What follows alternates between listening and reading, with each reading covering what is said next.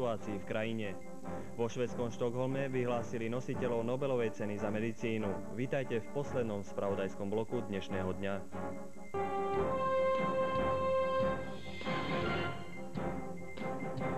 Americké ministerstvo obrany povolalo do vojenskej služby ďalšie zálohy.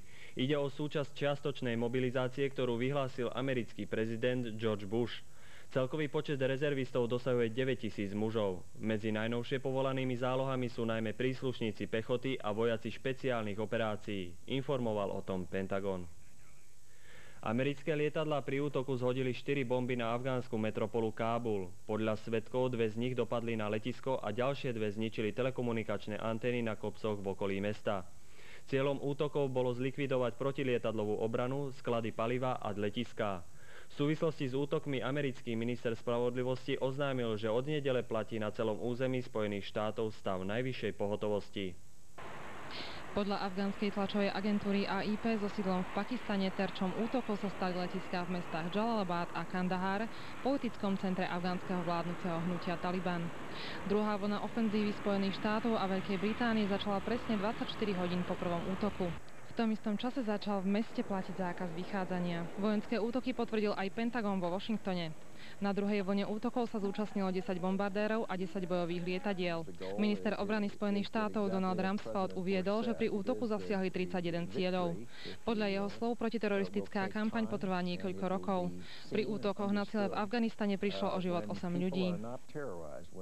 Američania opäť zaútočili na ciele Talibanu v Afganistane. Priamo v Afganistane asi 60 kilometrov severne od metropoly Kábul je náš spolupracovník Jaromír Štetina. Ponúkame vám jeho očité svedectvo.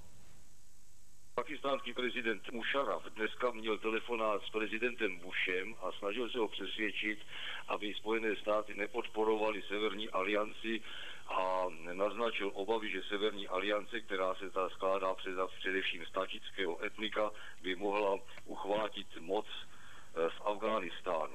Příliv uprchlíků zde do Pančínského údolí je přibližně stejný, jako byl minulý týden. Většina uprchlíků z Kábulu, pokud vím, neutíká tímto směrem, ale daleko výhodněji směrem do Pakistánu přes Jalalabad nebo směrem z Kandaháru, směrem do Kvéty v Balučistánu i v jižním Pakistánu.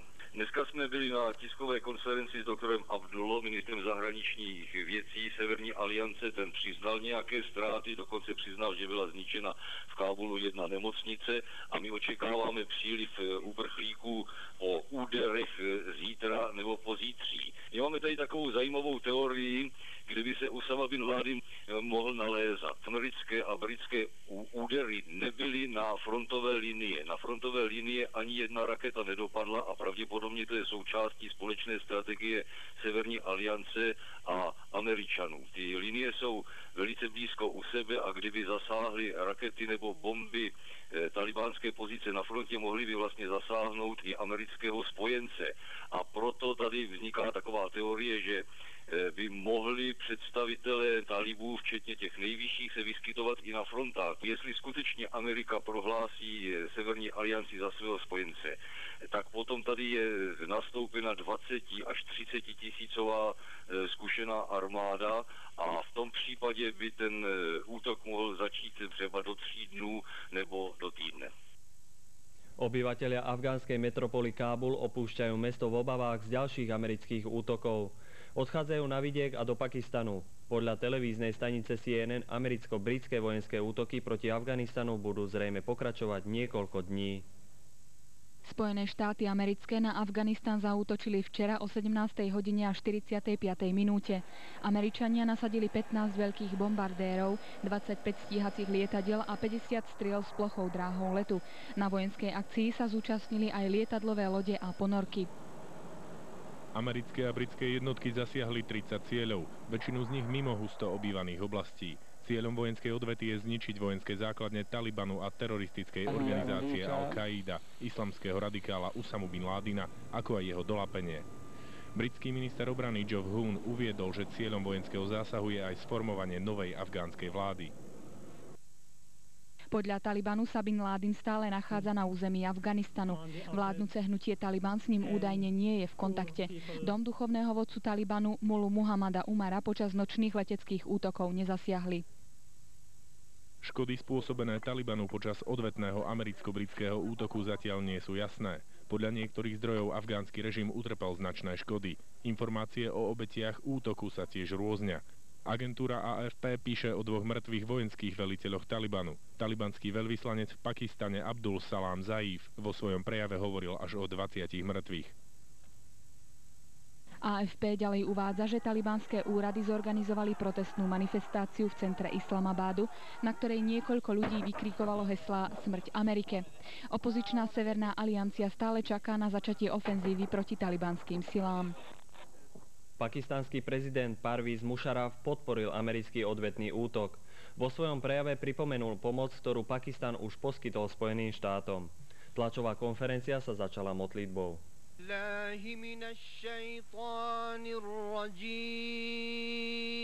Prezident Parviz Musharraf je presvedčený, že vojenské operácie budú krátke a cielené len na teroristické tábory v Afganistane. Musharraf, tak ako väčšina politikov, s istotou povedal, že útoky Spojených štátov nie sú namierené proti afgánskemu ľudu, ale proti teroristom a ich spolupracovníkom. Ďalej vyhlásil, že po skončení útokov podporia Spojené štáty Afganistan hlavne v oblasti poľnohospodárstva a infraštruktúry. Pakistan je jediná krajina, ktorá udržuje diplomatické styky s Afganistanom. Musharraf si želá zachovať aj naďalej priateľské vzťahy s Talibanom. Zároveň ubezpečil, že v Pakistane je všetko v poriadku a cudzinci nemusia opustiť krajinu. Spojené štáty nasadili do odvetnej akcie voči Afganistanu najmodernejšiu bojovú techniku. Video z náznam bojových príprav a útoku bol prísne tajný. Ponúkame vám zábery bojovej techniky a prvých útokov. Útoky na Afganistan sa začali počas tmavej pokojnej noci z nedele na pondelok. Podľa pilotov bol útok ideálny. Niektorí sa stretli s protilietadlovou paľbou, ale neboli vystavení vážnemu riziku. Počas útoku použili strely s plochou dráhou letu. Tie majú vlastný navigačný a komunikačný systém. Po odpálení vysunú krídla a letia ako normálne lietadlo. Sú relatívne lacné. Ich cena je približne $600 000.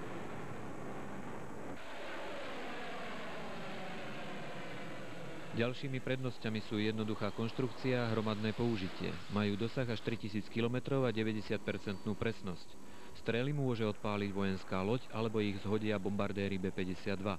Amerika ich intenzívne používa od roku 1991, kedy boli úspešne vyskúšané vo vojne v Perskom zálive. Povestnou strelou s plochou dráhou letu je Tomahawk. Jeho dĺžka je 5,56 metra, váži 1300 kg, rozpätie krídiel dosahuje 2,67 metra, zasiahne cieľ na vzdialenosť 1600 km a dokáže letieť rýchlosťou 880 km za hodinu. Američania nasadili do akcie niekoľko bojových lietadiel. 2 bombardéry B-2, ktoré sú považované za najdrahšie lietadlá na svete. Cena jedného stroja je $2,2 miliardy. Vďaka špeciálnej úprave a dizajnu ho radary takmer nezachytia. Prvýkrát boli použité v roku 1999 počas konfliktu v Kosove.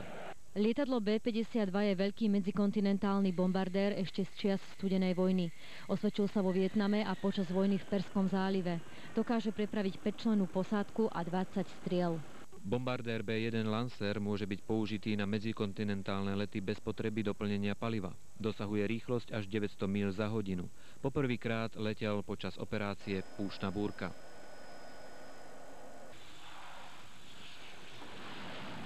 Stíhačka F-15 dokáže letieť 2,5 krát vyššou rýchlosťou ako zvuk. Navrhli ju pre lety v nízkej nadmorskej výške. Je ideálna pri potrebe rýchleho prieniku na nepriateľské územie.